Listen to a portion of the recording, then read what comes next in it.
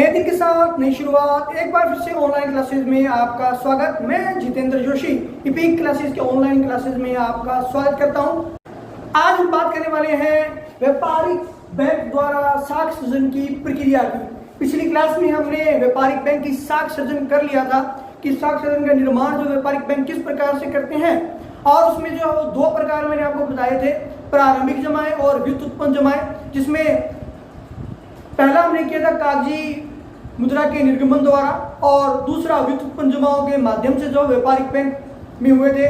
और उसमें जो है वो हमने दो कार्य बताए थे, प्रारंभिक जमाएं और व्युत्पन्न जमाएं। आज हम जो है वो करने वाले हैं साख सृजन निर्माण की प्रक्रिया। कि ये प्रक्रिया कैसी रहती है, ये एक छोटे से उदाहरण के माध्यम से हम समझेंगे कि व्यापारिक बैंक जो है वो किस तरह से करते हैं। मान लीजिए प्रारंभिक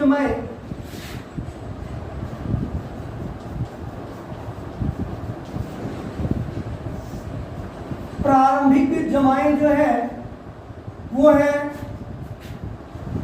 रुपए 10,000, 10,000 रुपीज। और एक नगद कोष हमेशा बैंक को अपने पास रखना पड़ता है, और वो नगद कोष है मान लीजिए 20%।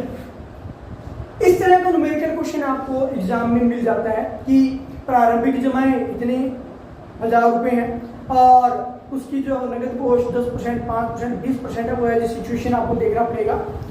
अब जो है वो बैंक द्वारा साख का सृजन किस प्रकार से किया जाएगा, ये सारणी बना ली है व्यापारिक बैंक द्वारा साख सृजन की प्रक्रिया।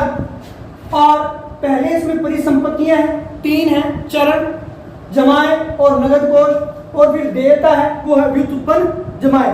अब अगर मैं बात करूं कि प्रारंभिक जमाएं हमारे पास कितनी थी, तो प्रारंभिक जमाएं हमारे पास थी 10,000 रुपए और नगद कोष था 20%। तो यानी कि नगद कोष कितना है हमारे पास 20%। तो परिसंपत्तियों की 3 कैटेगरी है, चरण, जमाएं और नगद कोष, और देयता की एक है व्युत्पन्न जमाएं। अब इसमें पहले चरण में हमारे पास प्रारंभिक जमा कितनी थी 10,000 रुपए। तो यहां हम लिखेंगे 10,000 रुपए। जमाएं किस में है, रुपए में है। नगद कोष किस में आने वाले हैं, प्रतिशत में, तो 20% हम काटेंगे। अब 10% का 20%, 10,000 का 20% कितना होता है 2,000 रुपए।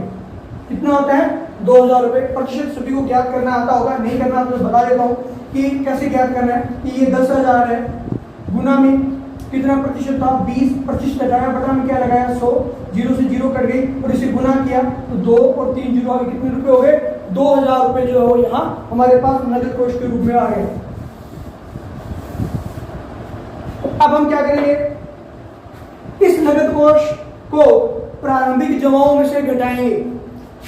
तो 10,000 माइनस 2,000 हमारे पास कितने आए 8,000। ये हमारी व्युत्पन्न जमा है। अब जो व्युत्पन्न जमा थी हमारे पास बची, वो हम द्वितीय चरण में क्या है उधार के लिए अपने पास रख लेंगे, यानी कि जमाएं अपने पास रख लेंगे। कितनी है 8,000 रुपए। और 8,000 का 20% अगर हम निकालते हैं तो वो होता है 1,600, यानी कि 1,600 रुपए। और 8,000 में से 1,600 घटा देंगे हम, तो 8,000 में से 1,600 रुपए अगर आप घटाते हो तो आपके पास जो धन बचता है 6,400 रुपए, 6,400 रुपए। अब तृतीय चरण यहां आ जाएगा 6,400 रुपए। 6,400 का 20% जो है वो आपके सामने आता है 1,280 रुपए। और फिर आप 6,400 में से 1,280 रुपए माइनस करते हैं, यानी कि आपको पता लग गया कि जमाओं को जो नगद कोष है उसको घटाया और व्युत्पन्न जमा प्राप्त की। उसी जमा को उठा के जो वो हमने नेक्स्ट चरण में लिया, फिर उसको इसका 20% निकाला, फिर इस 20% को इसमें से घटाया, हमारे पास व्युत्पन्न जमा आ गई।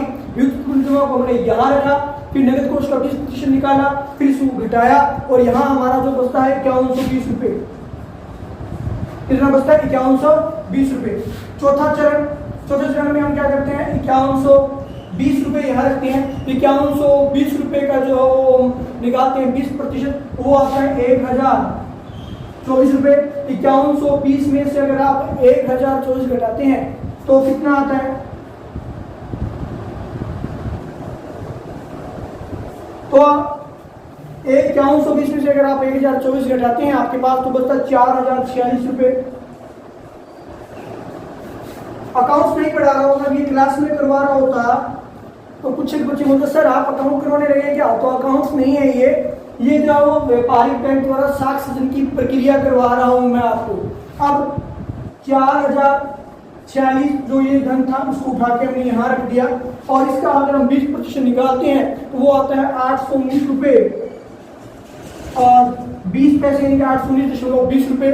और इसको अगर हम घटाएंगे 4046 में से 819.20 को घटाते हैं तो हमारे पास जो शेष धन बचेगा वो होगा 3270 रुपये और 80 पैसे। तो ये जो है वो इस तरह से चलता जाएगा। और अब बात करते हैं इसकी योग की, इसका योग जो है वो क्या रहने वाला है। इन सभी का योग रहने वाला है यहाँ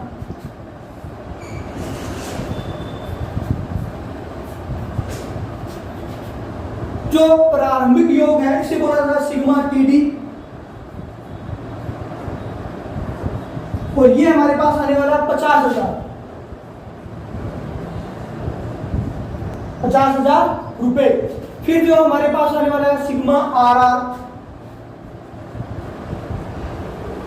या आर ए भी बोलते हैं इसको, ये हमारे पास आने वाला है 10,000 रुपए। और व्युत्पन्न जमाओं का जो है वो होगा सिग्मा डीडी, और ये हमारे पास आने वाला है 40,000 रुपए।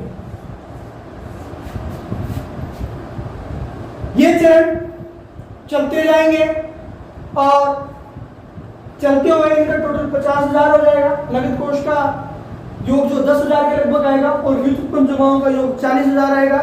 40 और 10 कितने हुए, 50,000। और अगर मैं ये कहूँ कि नगद कोष कितना आना चाहिए तो 50 में से 40,000 घटाइए, कितना आ गया नगद कोष।